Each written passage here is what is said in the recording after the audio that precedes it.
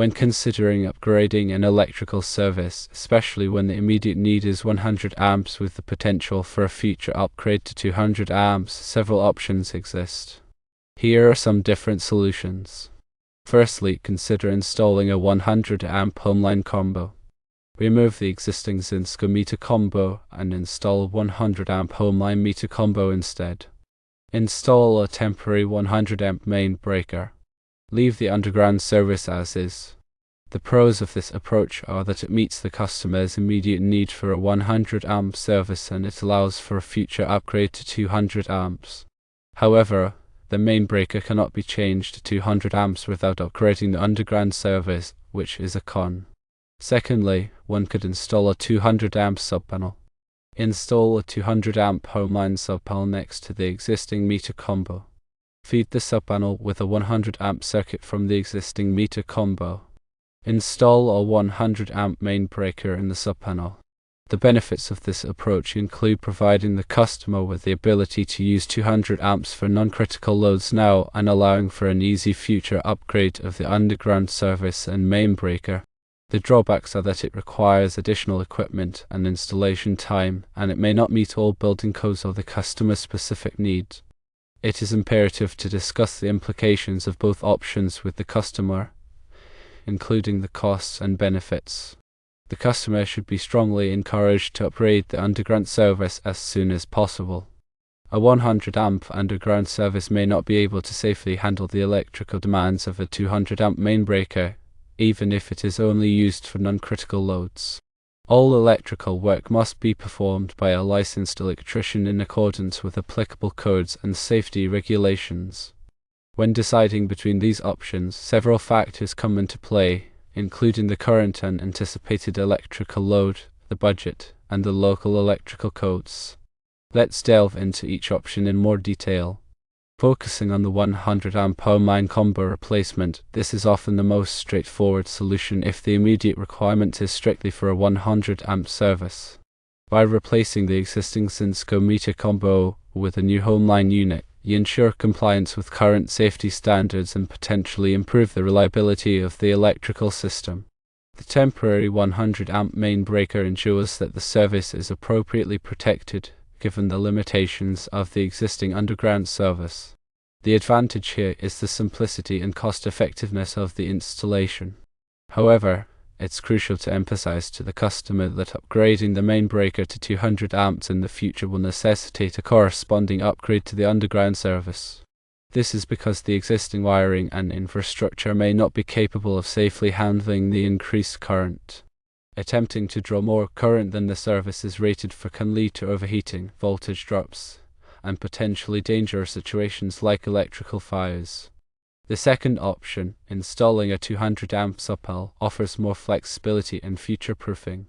By installing a 200 amp subpanel alongside the existing meter combo and feeding it with a 100 amp circuit, the customer gains the ability to distribute power to additional circuits and potentially accommodate future electrical needs. The 100 amp main breaker in the subpanel protects the subpanel and its circuits from overloads.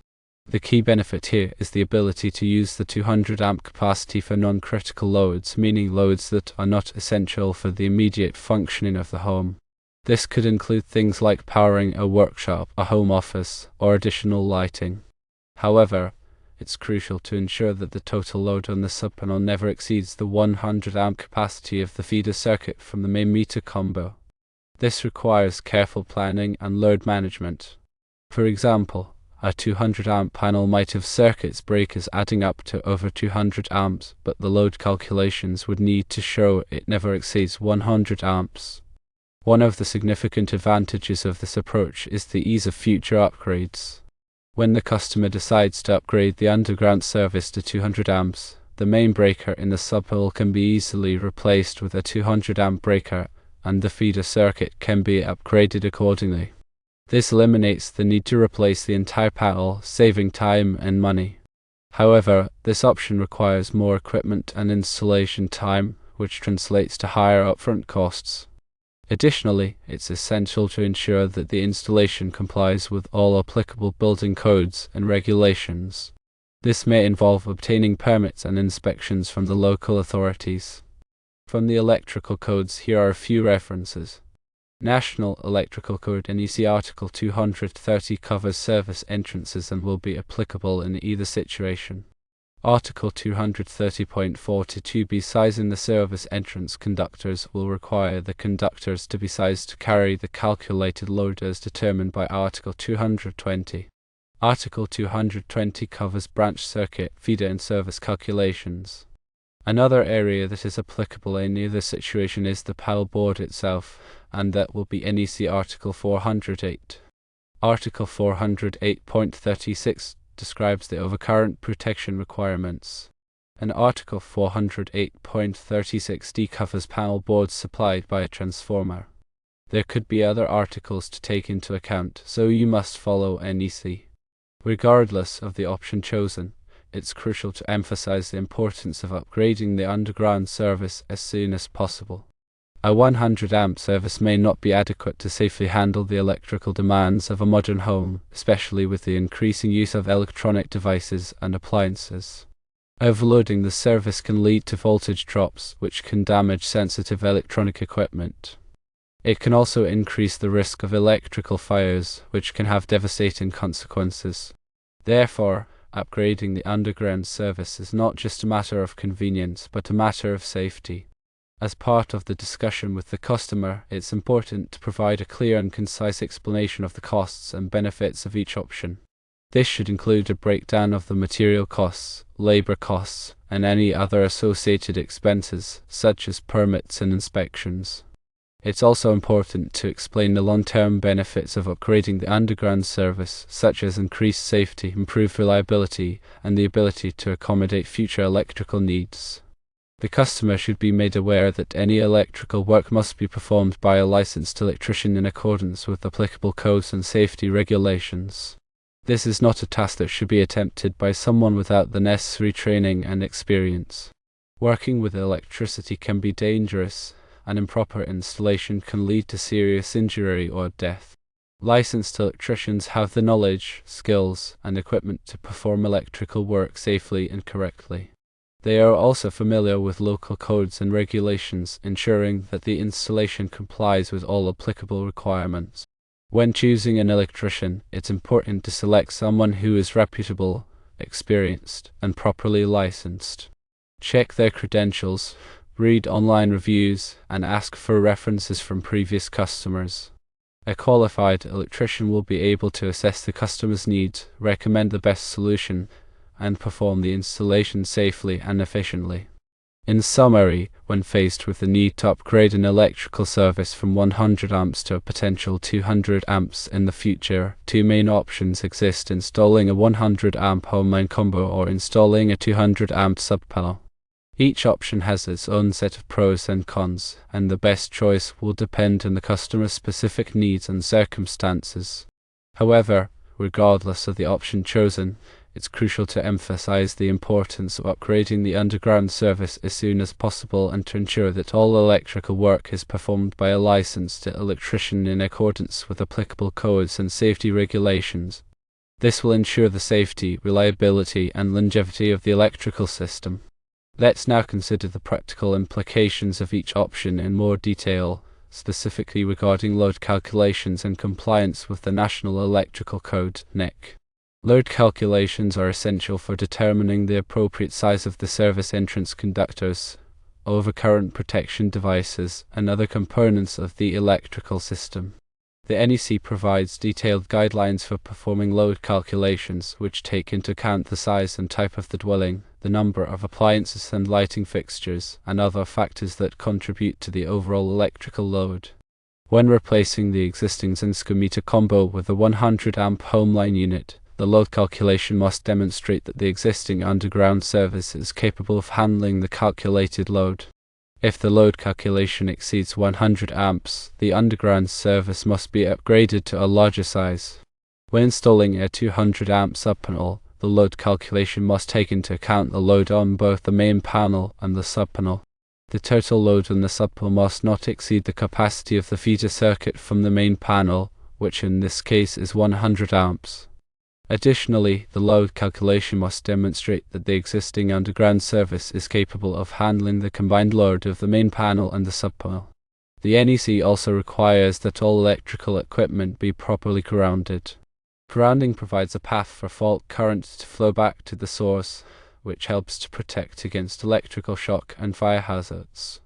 The grounding system must be installed in accordance with the NEC and must be properly maintained to ensure its effectiveness. Another important consideration is the type of wiring used for the service entrance conductors and feeder circuits. The NEC specifies the types of wiring that are permitted for these applications based on factors such as the ampacity of the conductors, the environmental conditions, and the type of occupancy. It's important to use the correct type of wiring to ensure the safety and reliability of the electrical system. In addition to the NEC, local codes and regulations may also apply to electrical installations. These codes may be more stringent than the NEC and may address specific issues that are relevant to the local area. It's important to consult with the local authorities to ensure that the installation complies with all applicable codes and regulations. To summarize, upgrading an electrical service requires careful planning, attention to detail, and a thorough understanding of the NEC and local codes. By following these guidelines, you can ensure that the installation is safe, reliable, and compliant with all applicable requirements. Always remember to consult with a licensed electrician for any electrical work. Now let's consider the financial implications of each option. When budgeting for an electrical service upgrade, it's important to consider all of the costs involved, including the cost of materials, labor, permits, and inspections. The cost of materials will vary depending on the size and type of equipment being installed. For example, a 200 amp subpanel will typically cost more than a 100 amp main breaker. The cost of labor will also vary depending on the complexity of the installation and the hourly rate of the electrician. It's important to get quotes from several electricians before making a decision. Permit fees and inspection fees can also add to the overall cost of the project. These fees are typically charged by the local authorities to cover the cost of reviewing the plans and inspecting the installation. In addition to the upfront costs, it's also important to consider the long-term costs of each option. For example, a 200 amp service will typically result in higher electricity bills than a 100 amp service due to the increased capacity. However, a 200 amp service may also increase the value of the home, which could offset the higher electricity bills. When comparing the costs of the two options, it's important to consider the customer's long-term goals. If the customer plans to upgrade the underground service to 200 amps in the future, it may be more cost-effective to install a 200 amp subpanel now, rather than installing a 100 amp main breaker and then upgrading to a 200 amp service later. However, if the customer is not sure whether they will ever need a 200 amp service, it may be more cost-effective to install a 100 amp main breaker and defer the upgrade to the future.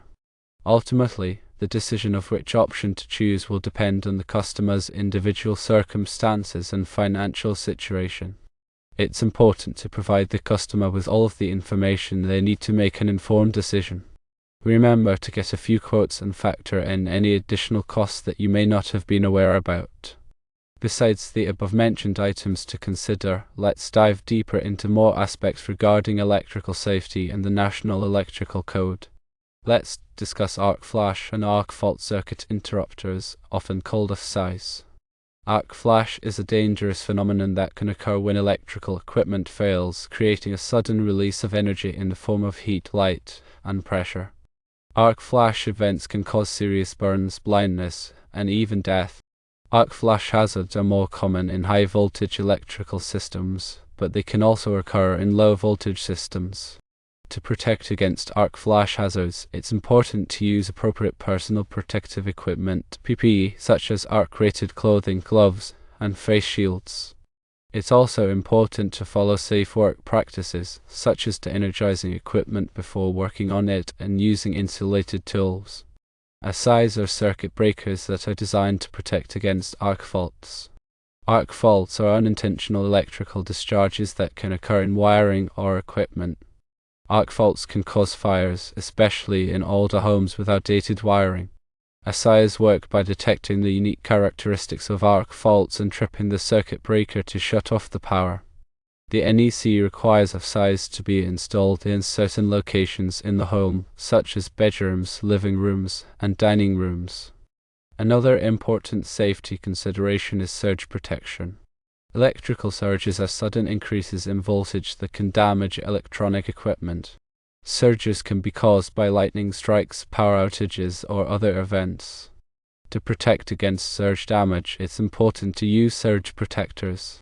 Surge protectors are devices that are designed to divert excess voltage away from electronic equipment, protecting them from damage. The NEC recommends that surge protection be installed at the service entrance and at individual branch circuits. Remember to inspect the work area for any hazards and never assume anything. In addition, keep your work area clean and organized. And be sure to use the right tools for the job. Using the wrong tools can lead to accidents and injuries. Also remember, when working with electricity, it's always better to be safe than sorry. If you are not comfortable performing electrical work, it's best to hire a qualified electrician.